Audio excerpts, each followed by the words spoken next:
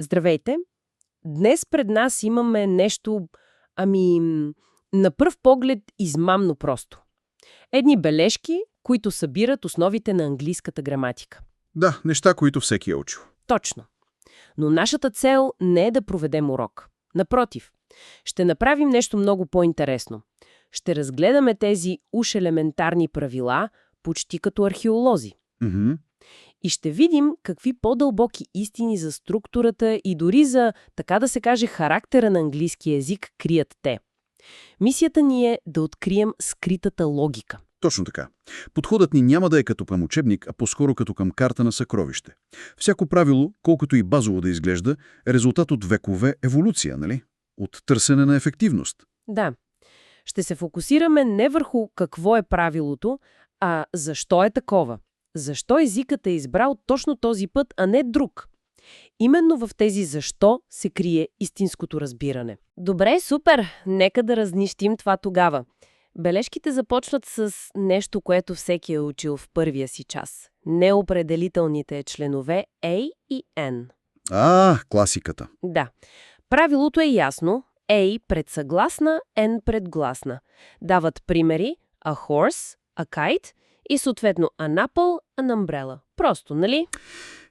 На пръв поглед да. Но точно тук се крие първата голяма уловка, която всъщност задава тона на целия ни анализ. Коя е тя? Че правилото не е за букви. Изобщо. То е за звуци. Езика не е писан текст. Той е преди всичко жива реч. Разбирам. Казваме a university, защото думата започва с звука Dж, който е съгласен звук. Въпреки, че буквата е U. И обратното, казваме an hour, защото H в тази дума е нямо. И първият звук е гласен. Точно. Първият звук, който чуваме, е гласният АУ. Това е чиста проба, както обичам да казвам, фонетична ергономия. Ергономия. Харесва ми тази дума. Тоест, граматиката се огъва, за да ни е по-удобно да говорим. Абсолютно. Представи си, че трябва да кажеш A apple. Получава се едно гърлено спиране, един малък спазъм между двете гласни. Да, усеща се. Докато an apple позволява на речта да тече плавно, гладко, без прекъсване. Това е фундаментален принцип, езикът се стреми към благозвучие, към най-малкото съпротивление. Значи ухото е цар, а не окото. Супер отправна точка. А как езика се справя с това да назове действащите лица? Бележките преминават към личните местоимения. И веднага се набива на очи една, английска странност. You, което е и ти, и вие. Да, това винаги обърка българите в началото. Точно. Ние имаме ясна разлика. Това не е просто граматическа особеност. Това е направо отпечатък от социална революция в езика. В староанглийския е имало разлика. Наистина ли? Да. Сао е било за ти, а ю е било учтивата или множествена форма. Нещо като френското тю и ву. С времето обаче, от около 17 век нататък, по-формалното ю започва да измества тhaо във всички ситуации. Вероятно като форма на, демократизация на езика. Всички се обръщат един към друг с уважителната форма. Именно. И така тhaо става само в поезията, Библията и, разбира се, в историческите драми. Уау! Тоест, една дума по-малко за учене е резултат от стотици години социална промяна. Невероятно. Точно така. В бележките се обръща специално внимание и на една малка групичка.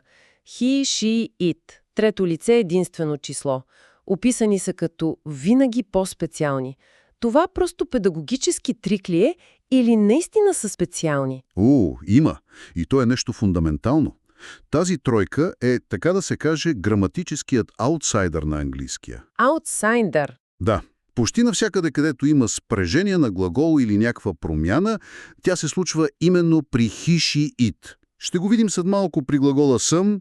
Вижда се при сегашно просто време с добавянето на s накрая, I walk, но he walks. Това е повтарящ се модел. Един вид граматически пръстов отпечатък. Ако искаш да намериш изключението в някое правило, почти винаги трябва да погледнеш първо към тях. Добре. Приемаме he, she, it за специалните агенти на граматиката. Това ни води право към глагола, който бележките наричат най-важният to be. Да, to be. Това е доста смело твърдение, нали? Наистина ли е толкова по-важен от глаголи като правя или имам? Ами, мисля, че твърдението е оправдано, но не защото описва най-много действия, а защото изпълнява две коренно различни роли. Какви? Първо, той е пълнозначен глагол.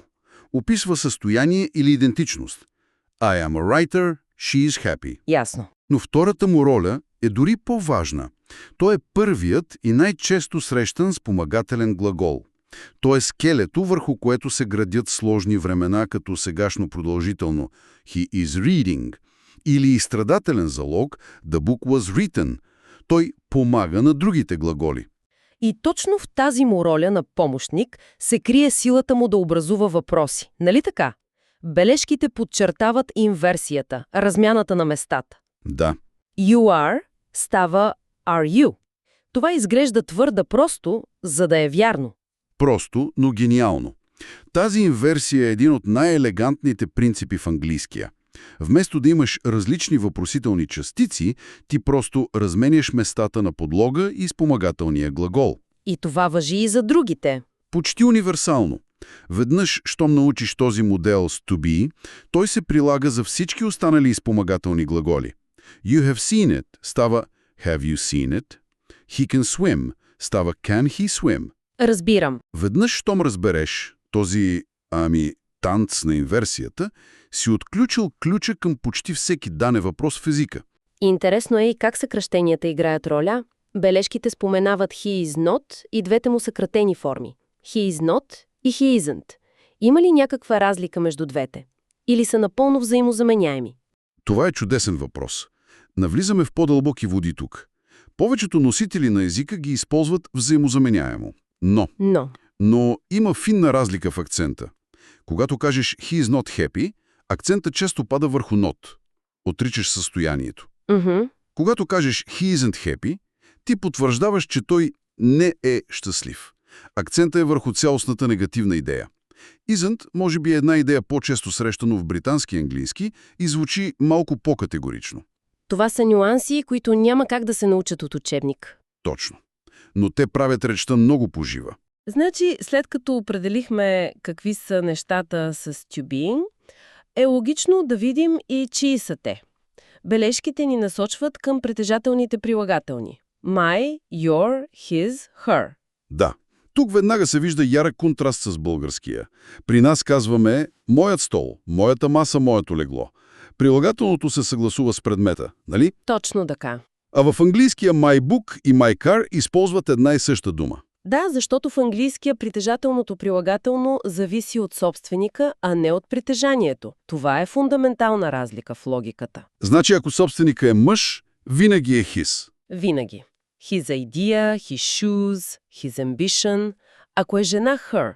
Това прави езика по-прост в това отношение, но пък изисква винаги да знаеш пола на собственика. И тук пак се появява it с неговата форма its.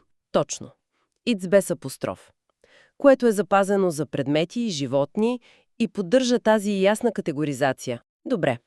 Бележките споменават и друг много популярен начин за изразяване на притежание, особено в британски английски. Конструкцията have got. Да. I've got a car. Точно. Защо изобщо съществува тази форма, когато простото I have a car върши същата работа? Изглежда ми като излишно усложнение. Езиците са пълни с такива излишества. Те обаче носят фини нюанси. Have got често се усеща като по-неформално, по-непосредствено. Как така? I have a car е просто факт. I've got a car може да носи оттенък на току-що придобита информация или да подчертае самото притежание в момента на говорене. И да, това е класическия вододел между британския и американския английски. Американците не го ползват толкова. Много порядко. В САЩ ще чуеш Do you have a pen? Докато в Великобритания Have you got a pen? Е доминиращата форма в разговорната реч. И разбира се, тук се завръщат и нашите специални агенти. Кои? He, she, it. За тях формата е has got, отново същия модел. Абсолютно същият. Глаголът have се превръща в has само и единствено за тях. Тази последователност е това, което прави английската граматика, въпреки странностите й, всъщност предвидима. Добре, и всичко това ни води до финалната точка в бележките, която е представена като изключително важен практически съвет. Изкуството на краткият отговор. Мгм. На въпрос «Are you happy?» да не се отговаря само с «Yes», а с «Yes, I am». Това, честно казано, винаги ми е звучало малко роботизирано. Да, като отговор по учебник. Точно. Наистина ли е толкова важно? Не рискува ли да направи разговора неестествен? Разбирам напълно това усещане, но то идва от превода на нашата собствена българска езикова интуиция. В английския контекст отговор само с yes или no може да прозвучи рязко. Рязко. Да, или незаинтересовано, дори грубо в някои ситуации. Пълният кратък отговор yes, I am или no, I haven't не е просто учтивост. Той изпълнява важна комуникативна функция. Каква е тя? Потвърждава, че си чул, разбрал и си напълно ангажиран в разговора. Това е вид граматическо ехо. Граматическо ехо? Харесва ми. Да. Забележи, отговорът винаги отеквава спомагателния глагол от въпроса. На въпроса с are you се отговаря с I am. На have you got с I have. Точно. На can you, I can. Това е елегантно структурно правило, което поддържа разговора в синхрон. Показва, че двамата участници говорят на една и съща граматическа честота. Значи не е просто учтивост, а участие в самата граматическа структура на диалога. Именно. Разбира се, има ситуации, в които едно рязко yes е напълно подходящо за емоционално подчертаване. Но като стандартна практика, пълният кратък отговор е белег за владеене на езика. Това напълно променя перспективата, сглобява цялата картина. Добре, мисля, че наистина се потопихме дълбоко в тези уж основни бележки. Обобщено тръгнахме от това как звукът A1 оформя думите, минахме през социалната история на Ю, идентифицирахме специалния статус на he-she, видяхме двойната роля на to be и завършихме с идеята за притежанието и този комуникативен танц на кратките отговори. Изминахме целия път. От най-малкия звуков компонент до сложната динамика на диалога. И ако мога да завърша с една мисъл за размисъл, Давай. тя е свързана с модела, който се появи няколко пъти днес. Инверсията. Видяхме как размяната на първите две думи превръща твърдението във въпрос. Да, при to be и have got. Точно. И това всъщност повдига един много интересен въпрос. Тази идея за инверсията има много по-широко приложение в английския. Често в по-литературен или формален стил, за да се постигне драматичен ефект. Дай пример. Ами вместо I have never seen such a thing, може да се каже Never have I seen such a thing. Вау, да. Структурата е същата. Спомагателният глагол идва преди подлога. И така, въпросът за размисъл е следния. Ако този прост механизъм за размяна на думи може да превърне едно твърдение във въпрос, а едно обикновено изречение в драматично, какви други скрити сили се крият в синтаксиса?